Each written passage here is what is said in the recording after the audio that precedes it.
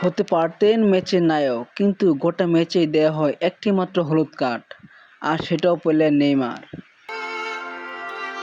Neymar অতিরিক্ত 10 minute সময় গোল করেন ঠিকই, কিন্তু দলকে আর টেনে তুলতে পারলেন না।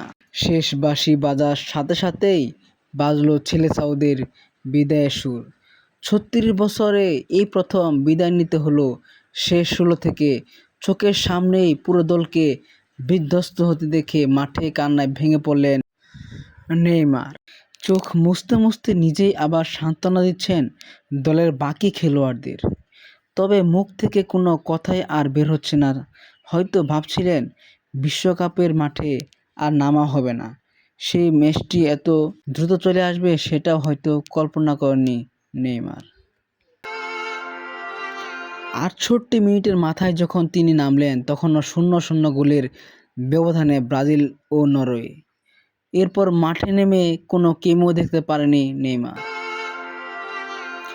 বিশ্বের কোটি কোটি ভক্তের আক্ষেপ, শোকেজে সাজিয়ে রাখার জন্যই কি নেইমারকে দলে রাখা হয়েছিল? আজকের ম্যাচে শুরুর একাদশে নেইমারকে রাখা গেলে হয়তো পেনাল্টিটা আর মিস হতো না।